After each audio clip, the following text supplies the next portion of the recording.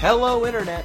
Gino, that Pinguino Grieco, here again with another episode of Deep Listens. Today is our PAX East episode, where me and Billy are going to go over what we saw at PAX East, and Pete's going to be asking us some questions about it. And just in case you didn't know who those people I just said are, hey, Billy, the greatest video gamesman, Rothert. Oh, hi there, Gino. How are you today? I'm good. So, if people don't know, Billy beat me in a community endurance run thing we did to determine the greatest video gamesman via science. And, via science. Yeah, so... A lot of science went into it. I felt like I should acknowledge the fact that you won, but not like in one of the main podcasts, like in one of the off-week ones. Yeah, that's pretty big of you, though. I mean, that's suitably big. It is suitably big. Speaking of suitably big... Hello. Who else we have on the call? Yes, we also have Peter, officially a PhD candidate, Busby, question mark? Yes, I think so. He did it! Maybe, yeah. I don't have the physical diploma in my hands yet, but teachers have signed off, work's finished, we're good to go. Outstanding. Way to go. Thank you. Clap for education. Thank you, everybody. Thank you. Thank you to all my listeners clapping as well. Yeah, started from not quite the bottom, but still now you're here, so that's good. I'm here. Yep. Oh. Okay, we're gonna edit this part out. I've got to sign a thing. Sorry. Editing this part out. Edit. We're fine, Gino, because I just know when we're good. It's Mother's Day cards. Shout out to all the mothers out there too. Woo! No one's gonna hear because we get edited out. I wrote like a long thing. What? Sorry. What do I have to do? Right on the other side. I'm gonna. But I said I. And my. That's not plural. Are you gonna just seriously? Lazy bum. Do you just cross off I and write we? Because that'd be a baller move. Nice. Mom's gonna know that those are the ones that you wrote. Oh, do you think it's gonna be the part where I cross them out, or no, it's the part that the part where it's my handwriting? Those are the ones that say that I'm crossing it out. All right, now it's grammatically correct. All right. I did it. Good job. You did it. It's been done. Proud of you. I signed one of them in cursive, like I was signing a check. God, I hate So just do a countdown, Gino, and then we're right back in. Okay. After the door wait shuts. till my sister gets out of here Sorry. and shuts the door. Basically, Okay. Noelle's the worst. No problem. Yep. I'm just trying to make them have a good Mother's Day. When mother's happy, we're all happy. That's not... Fact. Happy mom, happy life. Yeah. That's the same. Happy right? dad's wife, happy your life. Yes. Happy dad's wife, happy your life. Oh, Hey, Noelle. Beautiful. Yeah. Could you write any faster? I mean, Or I write messed someplace up. else? Can you chill for 2 seconds? No, I can't chill for 2 seconds. We're Impossible. Game of Thrones is at 9. We are mid-podcast, and... And you're welcome for getting the cards. I feel like we're definitely going to make Game of Thrones, though. I don't think this is going to be a 45-minute podcast. Bye-bye. I have at least 45 minutes worth of questions. At You least. prepared vigorously. Okay. I All did. right. So, congratulations. Congratulations, Pete. Thank you. Now it Thank is you. time for podcasting. It's time for PAX East discussion. So, Let's do it. just in case you had a question out there in listener land that we did not get to, let me just mention how you can get in touch with the podcast. It's at Deep Listens Pod on Twitter, deeplistenspodcast@gmail.com, or you can go ahead to deeplistens.libsyn.com. And on that site, we've got comment sections for every podcast we've released. There's also a little email icon in the top left. If you click on that, that'll send you to our email. And I think there's even a little Twitter, little bird. And you click Ooh, on that, sweet. and it goes to the Twitter account. So why even remember those URLs when you can just remember the deeplistens.libsyn.com? It's got everything you need. What you need. So, I got what you need. No.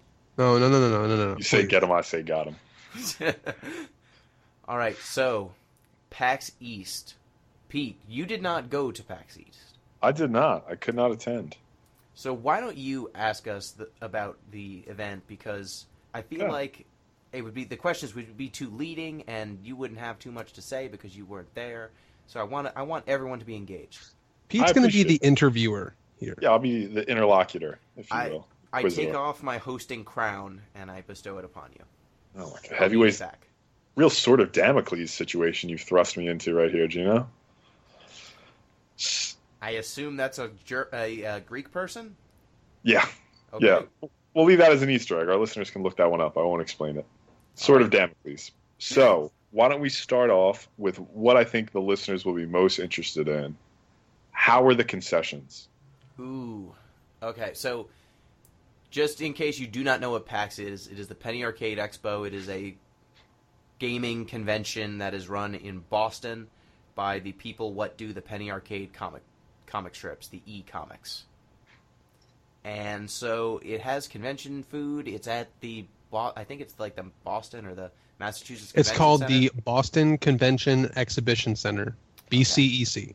It's at the BCEC Get it right, Gino. next to CBGB's. And the convention food was not terrible, I'm going to be honest. Okay, good. You're right. It was not terrible. It was reasonably priced for the quantity of food that we got. There were vegetarian options. Yep. Which is always good. And the way that they described the food was not by not by any name or brand, but they just said like how you would be eating. Like one of the restaurants was called Bowl. The other is called Sauce. That's awesome. The other was called like, oh shit. Gino, help me out here. There was one that was like Boston favorites. Yeah. And it had lobsters and stuff. There was one that was called like Pan or something. I don't know. Or Wok, I think. It was the Asian stir fry place. Yeah, Wok. Or Bowl. I thought Bowl was the Asian stir fry place. No, maybe that Bowl was the soup was place. See, this is the problem when they name things after utensils and so many things can be eaten out of bowls. Yeah, it was just so ambiguous. It's also worth mentioning that is at the food court. The food court is kind of where you want to eat lunch if you're eating in the convention center, but there are also kind of concession standy food places near the entrance and kind of in the tucked in the corners, and they sell things like pretzels and hot dogs, things you would expect. They had a vendor called Outtakes, which is similar to what you might see at like an airport. Yes. Or at a highway rest stop that just sort of had like little wrapped up sandwiches and fruit cups and granola bars and variety of juices and stuff. So wherever you went at this convention, if you wanted to stay there all day, you could. I was hoping. Yes, it would cost you like what? I was hoping Outtakes would just be like things that were failed experiments at the other restaurants. Oh no! They were just like, just bring it to Outtakes, like we'll sell it there. It's on discount. This is a pizza Scratch sphere. and dent burrito. We made a pizza sphere. It didn't go well. It's so dense. Okay. Moving on. No, we're not moving on. There is one other thing I need to mention about the concessions. Bonus sodas. Bonus soda. What is bonus soda? All right, so there's this beverage. Well, actually, it's a game first. Gino, tell us about the game. There's a video game, the realest of video games, called Soda Drinker Pro. So real. It is a game where you simulate the drinking of soda in a variety of places, such as the moon, or in a space soda. Station. Yeah, you can be in a soda. You could be at a carnival. Just whatever you want. You're just drinking soda, and then when you finish drinking the sodas, you move on to the next level. However, you can pick up bonus soda. Nice. That let you drink for longer. Nice. They have a very big presence at PAX East. Startlingly big, considering the game's textures look like they were made in MS Paint. However, they have bonus sodas. Are there actual, like, real-world sodas that go along with this? Yes. So you actually do get sodas. Yeah, and they're good. Okay. Right. Bonus soda is excellent. Yeah, if I had to describe... So imagine this. It is a standard soda bottle with a pink label. The soda itself is kind of like a peachish pink in color. and its flavor is a mixture of subtle fruits. So it's going to be closer into the lines of like a Sprite or Sierra Mist type deal, as opposed to a dark soda like Coke or Dr. Pepper or Pepsi or something. But instead of it being lemon lime in flavor, it's like got like subtle like it's like grapefruit, pomegranate, like Nice. weird, like it's got a bunch of cool like reddish pinkish fruit flavors. And no high fructose corn syrup. It's all natural. There's some pulp in the thing. Yeah. So we got like an Orangina sort of vibe going on. Yeah, it's not actually a lot. kind of like somewhere like that, yeah. It's just enough to let you know that there was fruit involved in the creation of bonus soda. I fully admit, last year when I got my first bonus soda, I was like, this is probably going to be pink garbage. But it was scrumptious. It was delicious. It was amazing. And then it was back this year. Because Soda Drinker Pro came out last year. I guess it came out on other consoles this year. So that explains why they had such a big presence at PAX East again. But I'm not looking forward to the year when Soda Drinker Pro isn't there with bonus sodas. Yeah, I mean, it's not really going to be PAX East if I can't get some bonus soda. I mean, I hope that by popular demand, it's back every year. Yeah, I hope that at least the Soda Drinker Pro cosplayers have bonus sodas forever. There were people cosplaying as sodas. Okay, I follow you. They were We'll sodas probably from the game. Yeah, we'll probably circle back around to cosplayers. Yes. So I think we've established that Soda Drinker Pro is probably the best game at the conference. But all the same. So I'm going to phrase this next question very specifically, so I want you guys to pay attention to it. I don't necessarily care about what the best game is, but I want to know what the game there that most caught your eye was. And I want you to pay particular attention to innovation. Which game caught your eye most with some sort of innovative dynamic or feature, let's say? Okay, Billy, you go first. Oh, man. Okay, so the game that caught my attention the most was a game called Fury. Okay. And I have not really heard about this game before, but what caught my attention is, one, I love the art style of this game. If anyone's trying to look it up or look it up in tandem with listening to this, it's Fury, spelled F-U-R-I, coming from a group called the Game Bakers. And it says,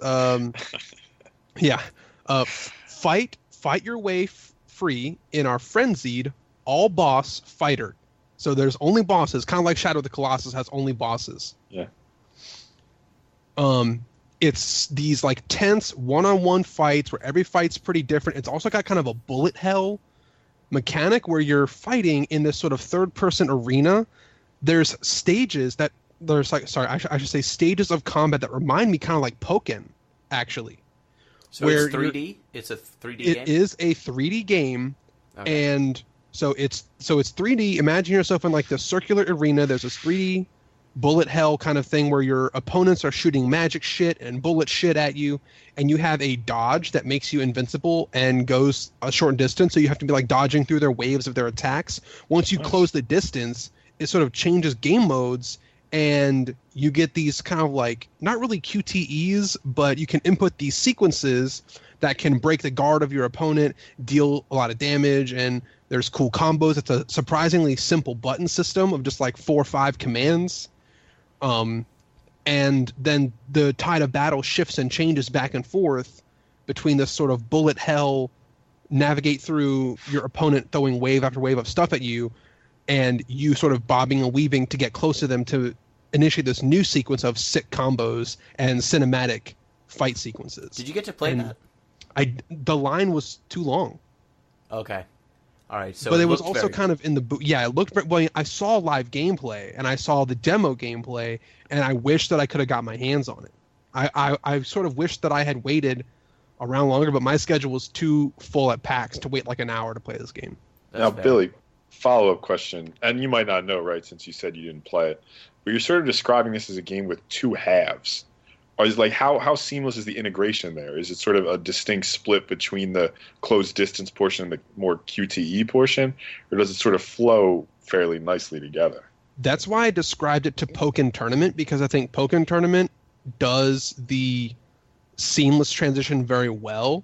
Although the Pokken Tournament transitions are like super explicit, where like you do a specific move and it takes you from 3D mode to 2D fighting game mode, and it's like you hit the other Pokemon and it's like bam, transition time, and like there's like a big camera change and stuff, and it's super explicit. And this one seemed way more subtle and smooth between the transitions. So I think it is a seamless transition. But then again, I only saw about maybe 30 minutes of live gameplay. Sure. The rest were trailers. Okay, good. Yeah, so my game, it's not so much a game as it is a hardware. I got to play with the HTC Vive. God, you're cheating so hard, Gino. I'm sorry. But I'll respect your answer. I got to play with virtual reality.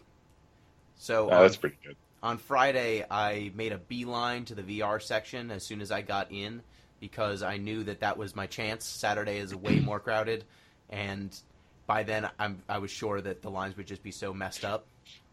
But because I got in pretty early on Saturday, I made a beeline there. Friday. I made a beeline. They actually ran out of sign-ups right as I got to the front of the line. And you basically scheduled time. You set an appointment to see VR, either the Oculus or the Vive.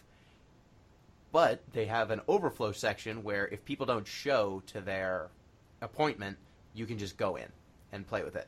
And so I just said, well, screw it. I've waited in this line for 40 minutes. I might as well wait the extra, half hour to see if anyone shows up. Because they said people had been missing appointments all day. Got in. First time slot. People missed their appointment. I get to go. The demos that they had were 3 pre-selected demos that went on 5-minute intervals. So I didn't get to pick what game I was playing. It was just this suite. But getting set up was cool. The Vive, unfortunately, the person who was attending mine did not clean the lenses perfectly, so I could see, like, there was some streakiness on the top. I couldn't tell if it was because the Vive wasn't adjusted to my head or because they didn't clean it super well. But it was a little blurry looking up, but otherwise the VR was pretty seamless. You kind of have to be aware when you're wearing that thing that it's got a big cable coming out the back of it, so you can trip over it a little bit. They made the space as clean as possible, but it's still something to be cautious of. Mm-hmm. And the games I played were, the first one, you're under the ocean on a shipwreck, and you could just kind of walk around the shipwreck. And then a blue whale comes up and says hi. And there's fish everywhere. So in that demo, the Vive, the difference between the Vive and the Oculus, if you're not familiar with them, the Oculus Rift is a VR headset. It has head tracking, so if you move your head, the game's camera will move with your head. However, it does not have full body tracking. It doesn't know where your body's at. So if you got up and walked around your room, you might screw up the game because it doesn't know that you're moving all over the place. It thinks your head is just tilting in weird ways. So that one has no body awareness. It has a motion controller, but I don't know that they had any at the... Actually, they did. They had them at PAX, but I didn't get to play with it. But the Vive has full body tracking within a certain defined space.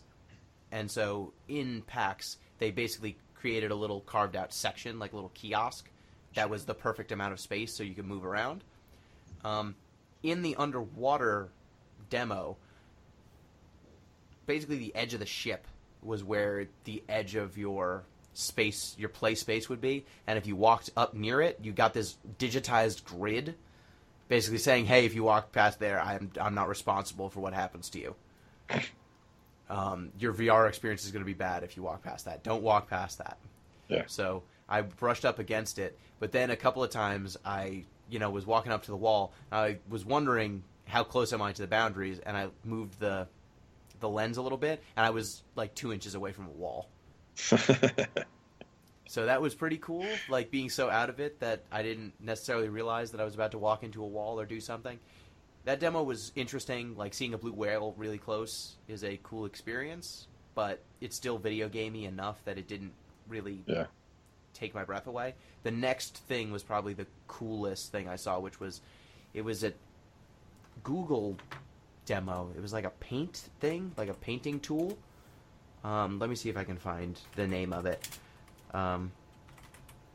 It's like an airbrush that you can paint in the air, and it just lets you draw in 3D space. That doesn't sound cool, saying that you're drawing in 3D space, but I was having the experience like I was writing, Gino was here in the air, which is the first thing I do with anything that I can draw on.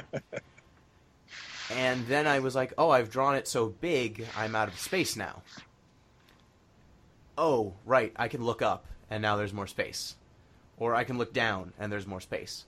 Or I can walk around to the side, and all of a sudden, that stuff I wrote doesn't make sense anymore, because I'm looking at it from another angle, and it's writing in... Like, there's a little bit of depth to what you're writing, but not much.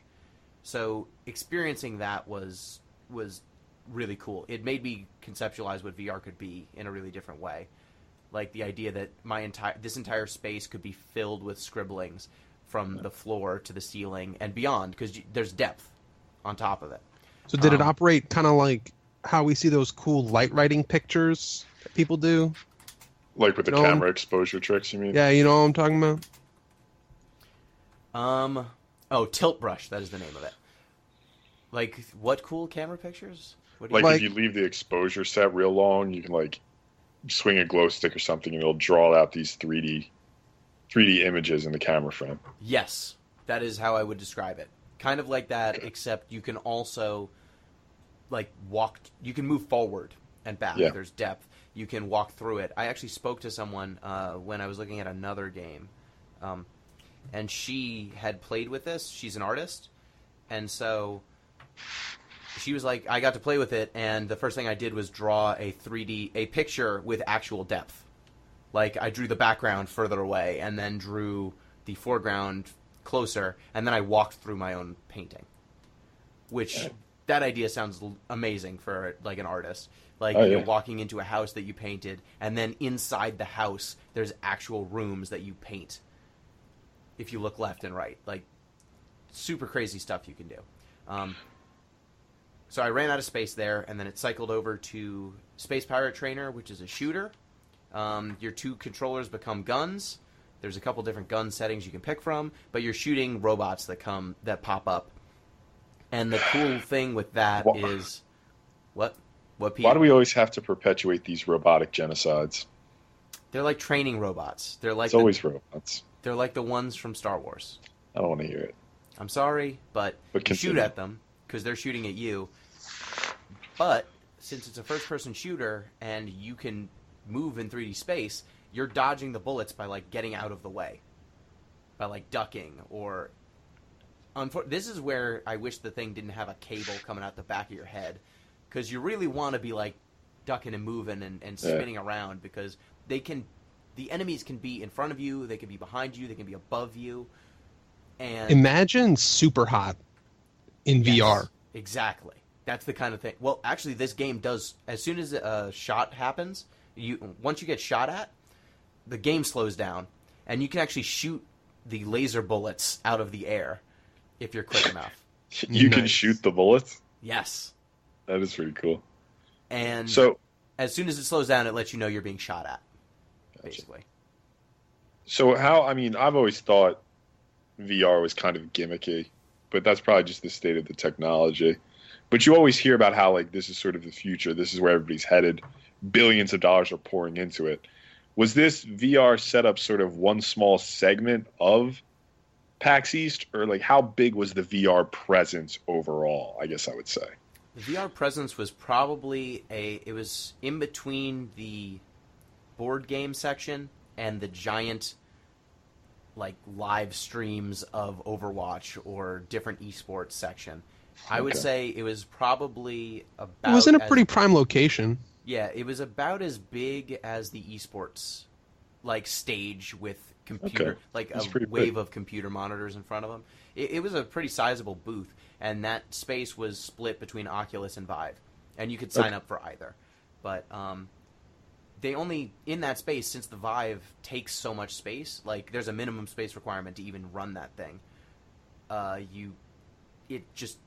they maybe had 8 actual kiosks at a time that could be used. Yeah. So it looked bigger than the actual functional space was. But I would say, in terms of gimmicky, yes, it was gimmicky. I don't think Space Pirate Trainer is a game that I would want to play for 8 hours. But in terms of playing something and just immediately conveying what VR could do and how cool it could be, it did that. It did that very well. I mean, it kind of has to be gimmicky at the start. Yeah, I mean, that's to know what it's capable of. Yeah, that's where the tech starts. Yeah, and excitement. I don't think everything's going here. I think there are some game types, like straight up, if your game isn't good in first person, why are you making it in VR? Yeah. That's something that I'm going to ask a lot as we see more VR games. Like, I don't think I would want to play a JRPG in VR. I don't know that I would want to play an RTS in VR. Though I've seen a attempt at an RTS in VR, and it looks a little funky. If you don't want a human being physically plopped down into the center of your thing, like I think Skyrim would be good in VR. Mm-hmm.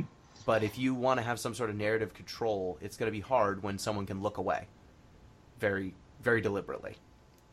Yeah, and, I mean, this gets. I mean, just to jump in for a second too, this sort of gets to that tension we've mentioned before between allowing gamer participation, like you choose what happens, and the function of a constructed narrative, where like there sort of might be an odds here in certain respects between VR and storytelling. Yeah, and it's going to be, and certain styles of game are just, like if you want to make a platformer, I don't know why it would be in VR. I don't know what you would gain from it. Someone's going to prove me wrong. Someone's going to make a platformer that you need to like stare at the ceiling and then stare to the right and then stare to the left. But something with like retro graphics, I don't know how that would work when the strength of this entire thing is making you feel like you're in the place. So it's going to be interesting to see how people experiment with this, and I'm sure lots of people will throw up on the way.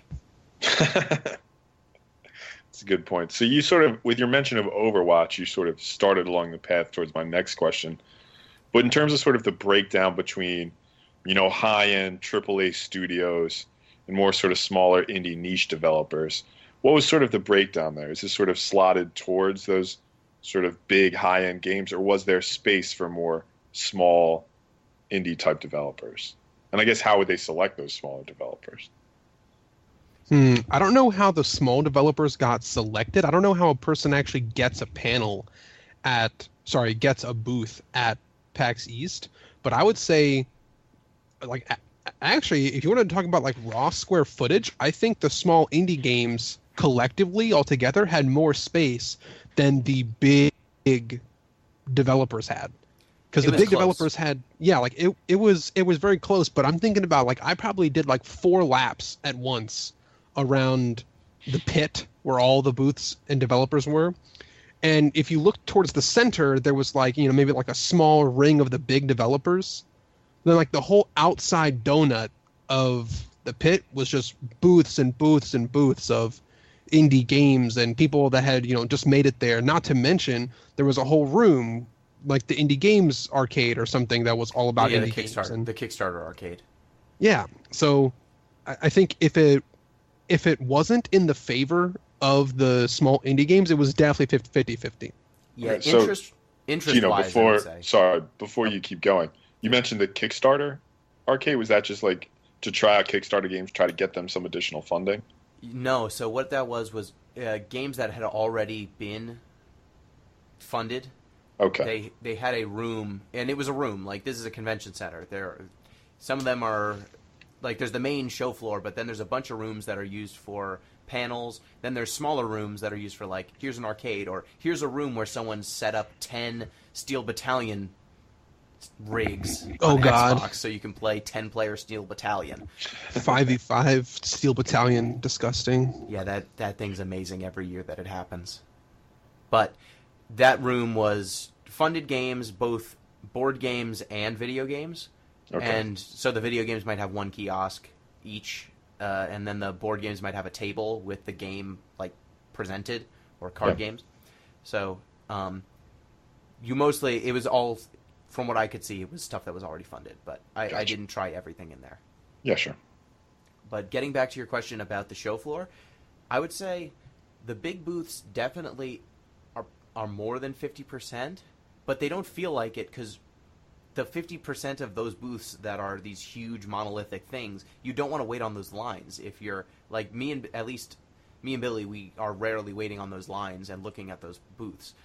But like Square Enix might have as much square footage as it's probably not as big as the Indie Mega booth unto itself, but it's sizable. Like all of the big floats, all of the like huge balloons or prize giveaways, those are mostly happening at the big booths.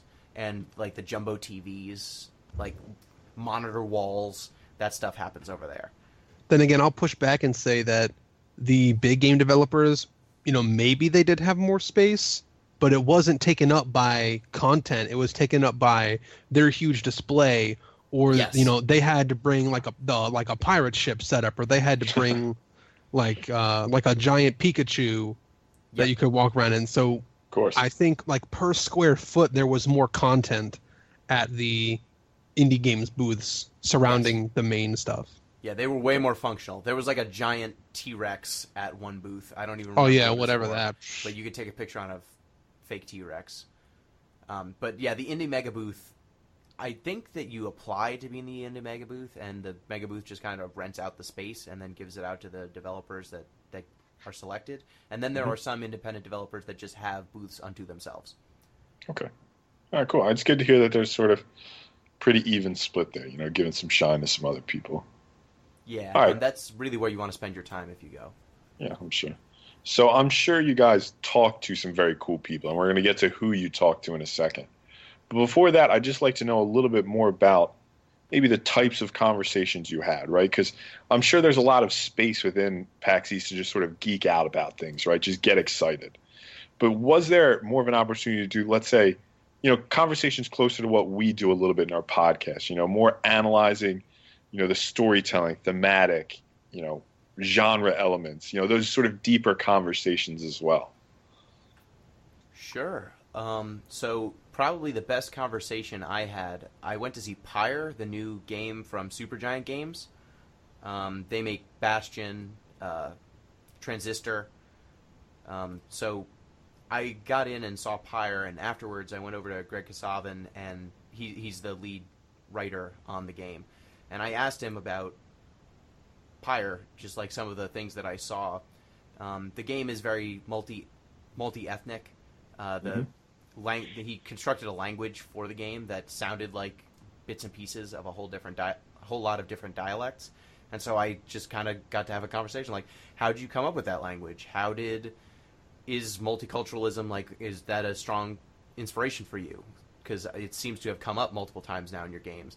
How did you come about writing this kind of thing? And we got to go back and forth on that. So it was interesting to speak to someone who has made some games that I really enjoy, speak about the inspiration for his latest one. And having played it, I really liked it. So I'm looking forward to Pyre. Huh. Okay, so the most meaningful conversation I had was also with Greg Kasavin. Oh no. No, I shouldn't say the only meaningful conversation, but maybe move towards a different one then, so we don't double up. Yeah. I also did speak to Greg Kasavin about different stuff, but I think a different conversation that I had that I thought was really cool and really important to me was I spoke to a group, and this was the smallest panel that I went to, or sorry, I should say it had like 6 people on the panel presenting, but there was like only 20 people in the room or something. It was a very small crowd. And it was for a group called Rise Up Gaming. And this group was sort of just like really inclusive and was all about promoting inclusivity and positive gaming communities, right? So people that are in this group, they either host their streams or they produce digital content or they have charities or fundraisers, and whatever they're supporting, they're doing it in a way that's very positive and very inclusive and I think ideally reflecting well on the games community, as opposed to like in some communities we'll see, there's a lot of hate speech or there's You know, it has a very steep learning curve, and if you're behind the curve, you just get kind of shit on by the other players. And Oh, so Dota. Gotcha. Okay. yeah, Dota. It's basically being not Dota, and also not other games, you know, like Counter-Strike or Hearthstone or whatever these huge games are. If you are involved in these scenes and you're not good, the community will lash out at you. Likewise, maybe if you're a trans person and you don't like it when people throw around the word, you know, gay or fag all the time in some gaming situations, they are really careful about how they monitor their own stream so that they know that if you're at a Rise Up Gaming stream, you're probably in a really safe place where you can not have to worry about, you know, That kind of bullshit. that kind of Yeah, that absolutely. kind of bullshit. So we asked about what conversations we had, and I was able to actually speak with a couple of the members, and I expressed my interest in joining this sort of group organization thing, and they seemed kind of receptive. And so I sort of just talked about how, you know, what some of their stories were, what are some of their cool achievements were in, you know, as an organization. And it seems like they all came from really humble backgrounds and had just all come together under this common cause of making games and making game communities nicer all around. And I was really interested by that. Absolutely. It was this sort of, is this focus on inclusivity sort of characteristic of PAX East, you know, as a whole? Like, did you find it a welcoming community for, you know, both, let's say, multi-ethnic or, you know, gamers of different sexual orientations, as well as new gamers, you know, people who aren't as invested in this scene? I would say 100%, because Gino, why don't you go first? Because I don't want to rant about this too much. Yeah, I think that, well, the gender breakdown is the closest to 50-50 that I've ever seen at a gaming event. I haven't gone to a ton of conventions, so this is, for me, just like having had most of my experience be either at game stores or online. The first time I went to PAX, I did not expect it to be as close to 50-50 as it is. And it's probably closer to 70-30. But that's still way better than online where it's 100% male or like 99%. Or at game stores where it's like 80% male and then maybe a parent trying to get something for a kid most of the time. At least that I've been there. Parent trying to get, mom trying to get something for a kid, or maybe a single woman there. But it's not very often. PAX East, pretty diverse ethnically, gender-wise, in terms of how people are just kind of expressing themselves. You get some people who just go off to one small section and just spend all their time there. You have some people that are running around doing stuff for the cosplay. Some people who are at the board gaming section all day. So you get a lot of nerds from a lot of different walks of life, and I enjoy it. For as much as Penny Arcade sometimes skeezes me out as a thing, they put on a good show for the most part, which is nice. And I would say my visits at PAX are highly academic in nature. I didn't expect, this is my second time at PAX, and the first time I went last year, I didn't expect to like the panels so much, and I didn't expect what kind of content I saw at the panels. But this year, I knew full well that I wanted to go see the panels and hear what these people had to say. And some of the panels that I went to were on, you know, like mental illness and gaming and inclusivity. And last year there was like 2 panels on being trans and how trans people are portrayed in games. Or there was, I mean, a surprising amount of content from these people who were sharing their stories, sharing their experiences as journalists or as game makers or as games players themselves, about their experiences and what they had gone through or had to deal with in a community, and maybe how they had positive outcomes after the fact. And as far as inclusivity and diversity, PAX not only caters to the audience of those demographics, but it is also hosted by members of those demographics. So it not only panders to the people who are living those lifestyles, but it's also like the show is put on by those members of those communities as well, and that was refreshing. That it's not all just a bunch of male game devs on a panel talking to you about games. There was an entire 3 or 4 panels this year about being a girl in the games development industry, being a girl in games journalism, being trans in game development. There was all kinds of things about stuff, and not even on the spectrum only about gender or sexuality. It was also things like, how did psychology develop in gaming this year? How did mental illness develop in gaming this year? How a lot of other things. How was romance and sex portrayed in games this year? So nice. it talked about a lot of different content, and I was there, like I said, for largely academic reasons, because I wanted to hear what all these experts had to say on everything. Yeah, and I just want to throw this out there. They also have some panels that, even though the panel is all male or all female, they are not that is not the entirety of the panel. I went into the How I Got Into Games Journalism panel, and even though the panel was for women, it was mostly about games journalism, not how women experience it specifically. Oh yeah, true. Which was nice. There are some panels where the identity of the panel itself is kind of the subject, but they've gotten, at least this year, I saw a couple more panels that were, hey, if the panel is skewed in one direction or another, we're actually this is the subject, not we are not the subject unto itself. Yeah, and I mean, you can see the importance of heading in either direction. It's sort of the strengths and the pitfalls of identity politics on both sides of that spectrum. Yep. But Billy, you made a point about sort of academia, and I want to spend a little time with this. Just briefly, did you see, because these are heavy issues, obviously, that some of these panels are hitting.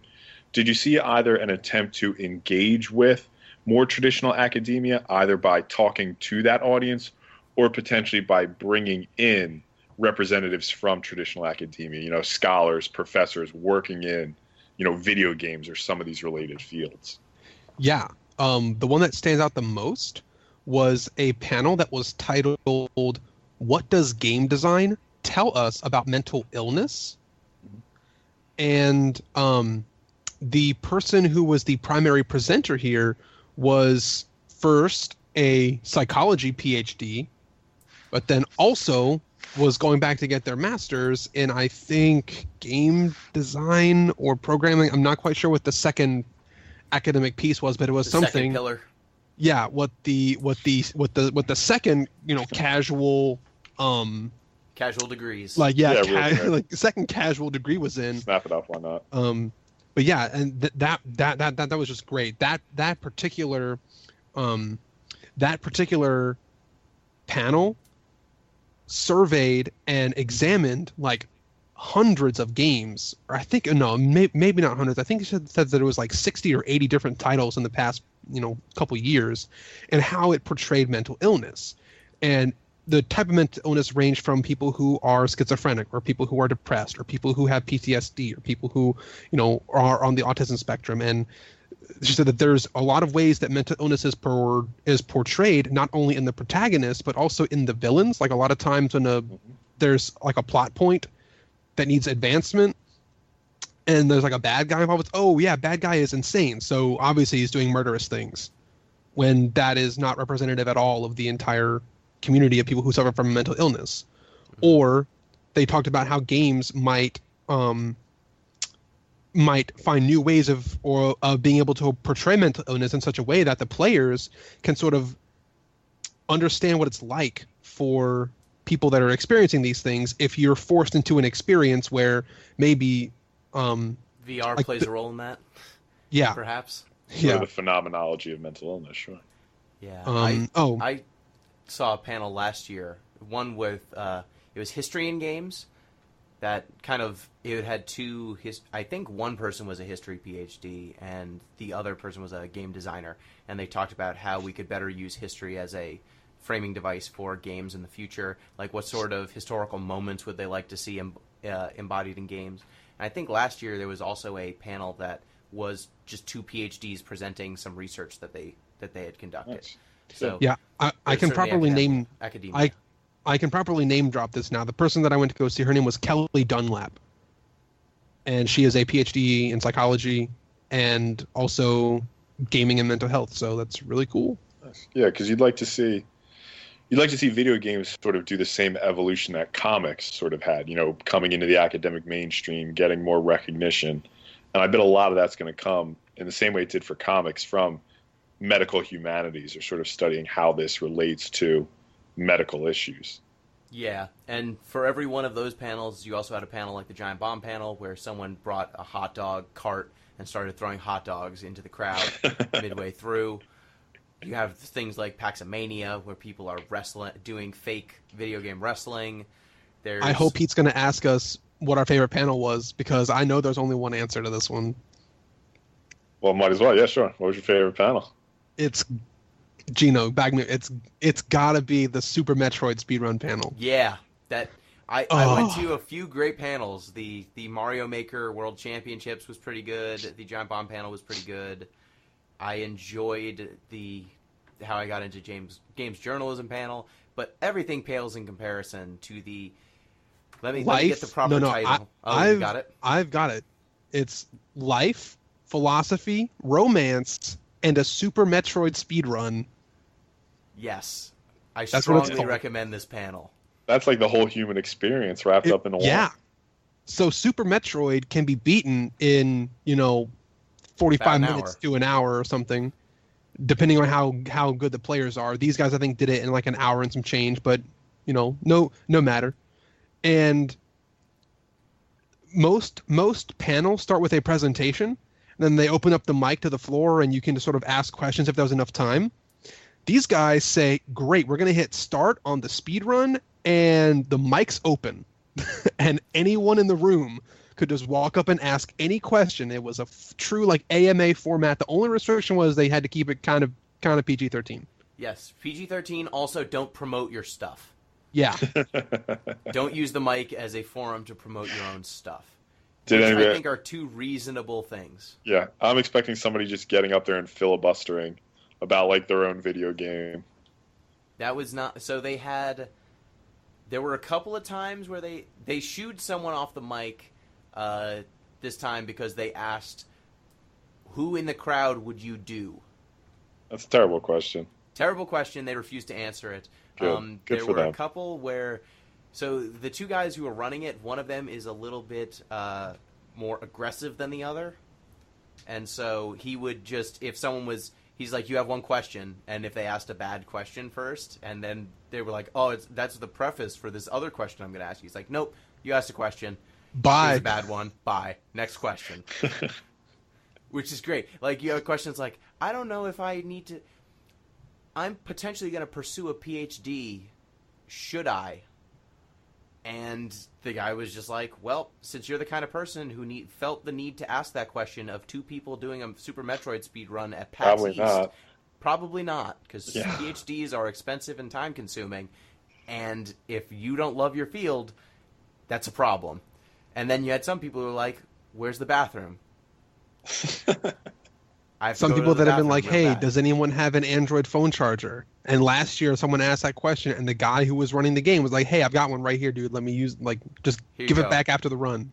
Yeah, I mean, good answer to his question, I guess, is what he was looking for. You have some people who are just looking up difficult questions on Google. There was a really good one that was, what constitutes a sincere apology? That was a real good question. I mean, then you have to bring in sort of, I think it's Deridian possibilities of forgiveness.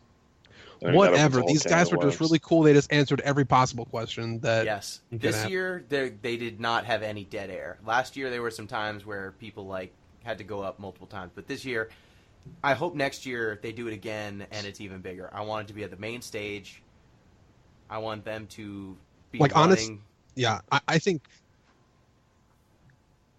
that panel should be the crowning finale of one of the days at PAX, honestly. It shouldn't just be a cool event that happens and people kind of go to it if they realize that it's on the schedule. That should be talked about before people go to PAX. Like, oh, are you going to go to the Super Metroid? I'm going to go wait in line for an hour to get in. Or, yeah, because that's something that I actually would wait for. I mean, there was a lot of things that enhance the quality. That would probably only enhance the quality of the questions too. Yeah, right. Yeah, totally. People would be preparing in advance. adding more people will linearly increase the quality of the questions.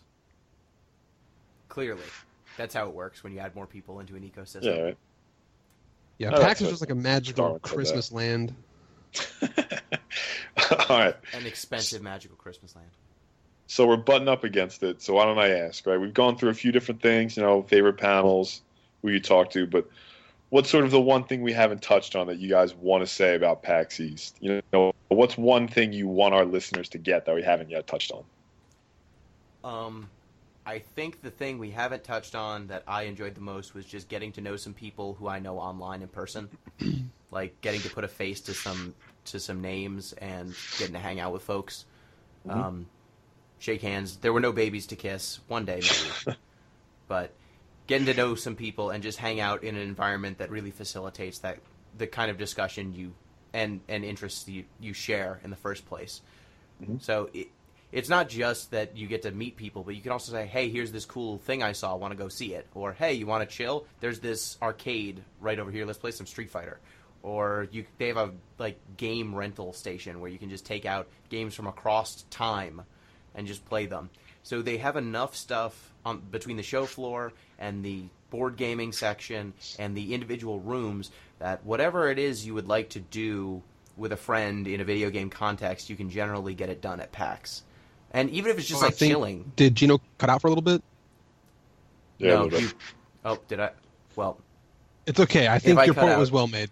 I just said that if you go to PAX East and you're meeting people for the first time or you want to hang out, you're there because you like games. There's enough stuff there to facilitate that experience and that friendship growing. And I think that's a really cool thing that they've managed to sculpt. Yeah, it sounds like it. All right. So the thing that I want to touch on about PAX was the live tournaments. We didn't actually talk about it thus far in the podcast, but there was a big live game tournaments presence for lots of games. They had Mario Kart, Diddy Kong Racing, they had Super Smash Bros. Melee, Super Smash Bros. 4. There was a League of Legends Street tournament. Fighter. League of Legends where it was colleges competing. I saw OSU play Michigan State in League. Ooh. Yeah, they had Hearthstone tournaments, but just about anything you can imagine. They had what was it? NFL Blitz tournament. Old school or new school? Old school. Nice. They had Magic the Gathering just running all day. Oh man, yeah. So I got to Did you guys bring your decks? No, I made that mistake last year. I will not spend half of a day. We should go over PAX tips playing after Magic this. Again. I will not. We should go over PAX tips after this. Sure. So the thing that I'd like to see the most was the pro gaming scene. There were real deal professional gamers here. I got to shake hands with Yipes from Street Fighter. I got to see Ricky Ortiz and K-Brad and Marn and Knuckledew from Team Liquid on the Street Fighter scene. And I actually got to talk to Knuckledew because, one, I was wearing my Team Liquid shirt, and he was like, hey, man, nice shirt. And I also asked him about how he plays with a gamepad. Most people that play Street Fighter play with a fight stick, like one of the arcade sticks that you sort of hold in your lap and you play on the buttons and stuff. But he plays with a modded PS2 controller, and I also refuse to buy a fight stick. I want to play with the controller in my hand. And so I sort of asked him about it. He ended up winning that tournament. Yeah, there. he did.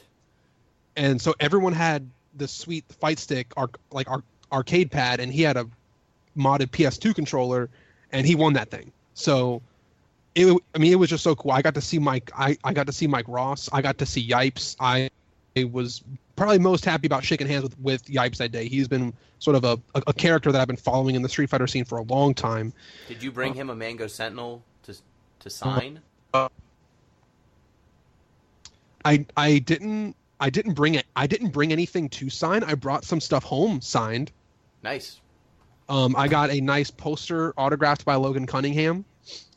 That was a big, fancy, nice transistor poster. But just sort of to wrap up the thing that I saw at PAX was the competitive game scene. Last year, I wanted to play Smash 4 last year, and this year I chose not to play or compete in anything because I just wanted to be in the audience cheering on, and it was so hype. It was hype as fuck in the audience, and it was the first time that I've been a part of that kind of environment in a live setting. You know, we had all seen before games played live on Twitch and the chat's blowing up, but like I was in the crowd and there was like people next to me going like, "Oh shit! Like he just got footsie.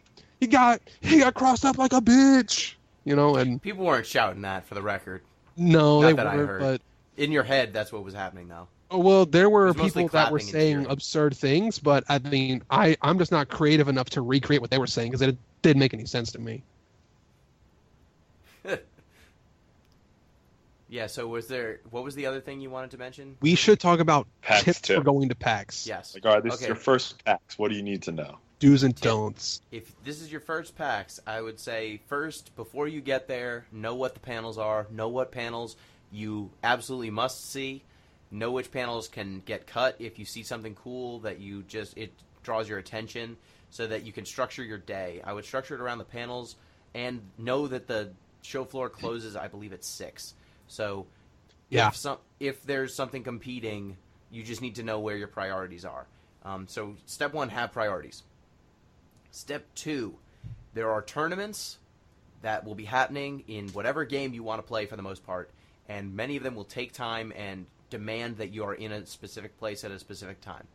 If you are highly competitive and that is what you do, like you're a really competitive game player, that's probably for you. That is totally fine. Like, there'll be other stuff to do outside of those tournaments. But if you are not, you are going to get you are liable to get destroyed in these tournaments.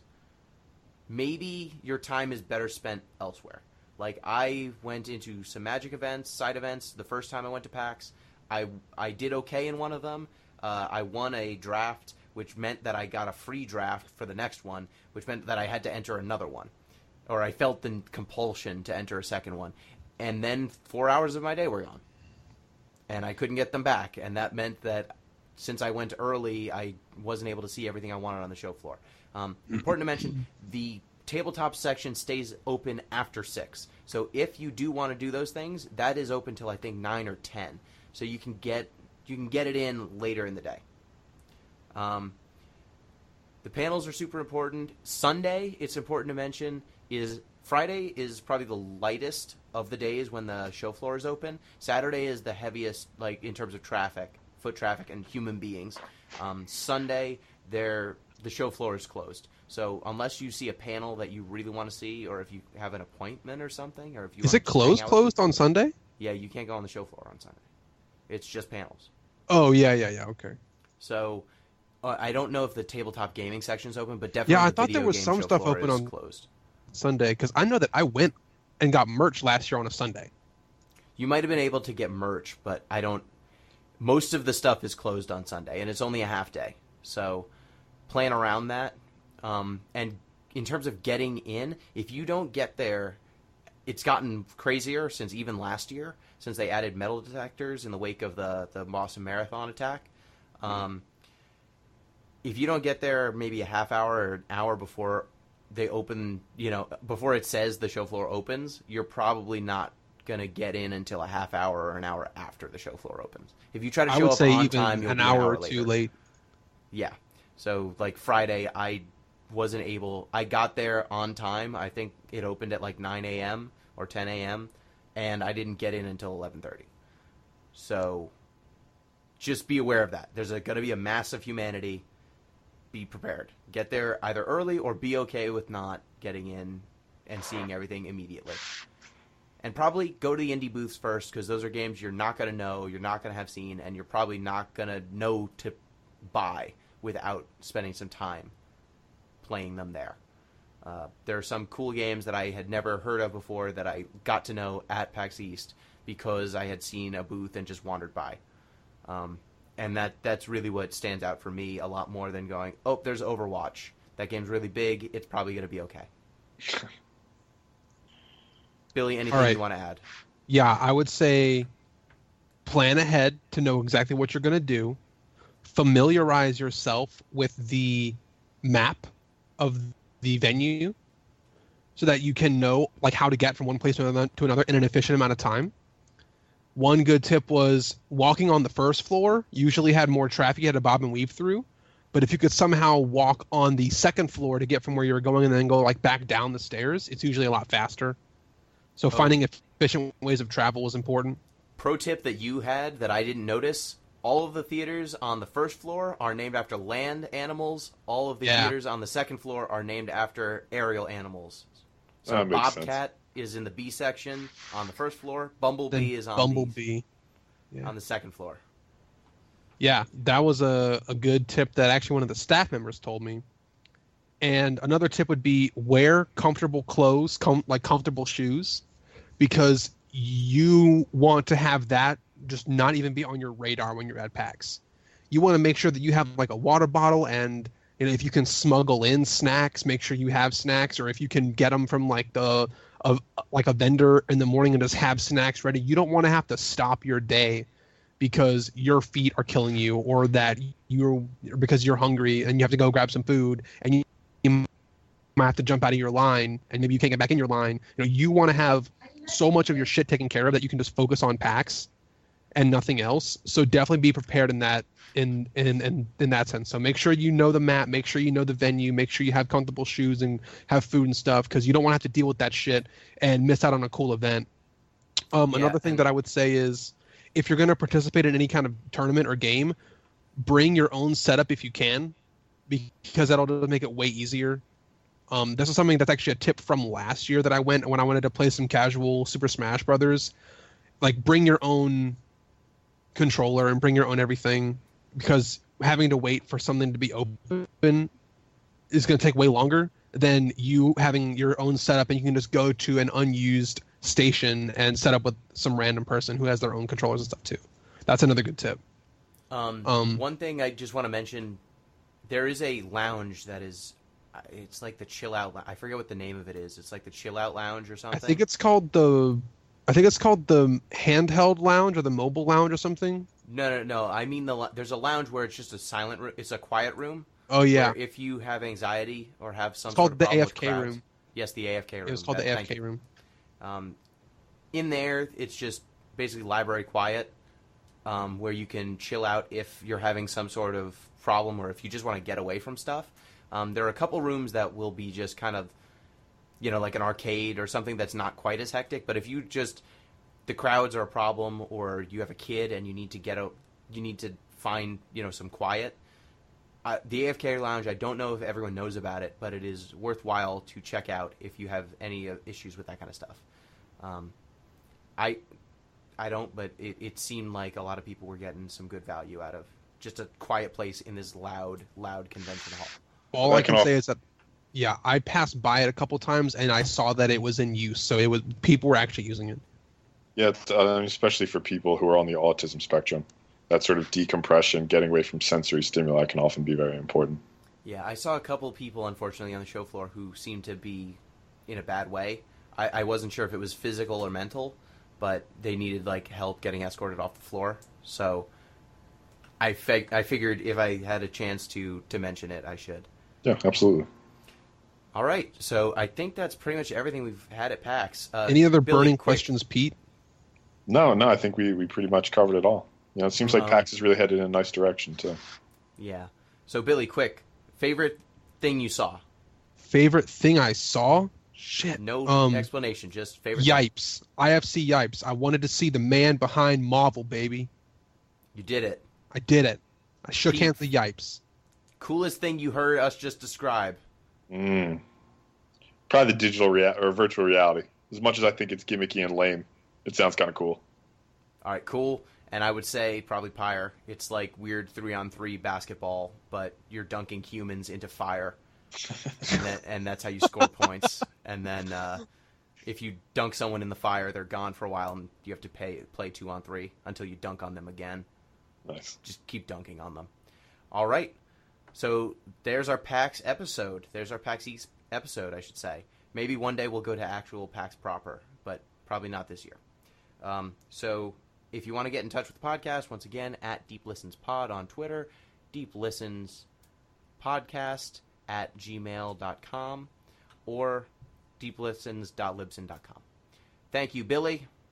thanks everyone. I think like small note. I think as of this recording, it is our first birthday. Yes. Yeah. It's currently Woo! Sunday, May 8th, and I believe our very first podcast came out May 7th, 2015. Awesome. 1 year old. We did it. Now we're hurtling towards our terrible 2s. We can't take it back. All right. Thank you, Pete. Thank you, everybody, for tuning in. Don't forget Beautiful Joe. Next one up. Yes. I started playing that game. I'll have some things to say about it. Good. And maybe as a 1-year birthday gift, you go on iTunes and give us 5 stars. Just hit the review button. Give us all the stars. Nice. All right. Till next time. Thank you for listening. Peace.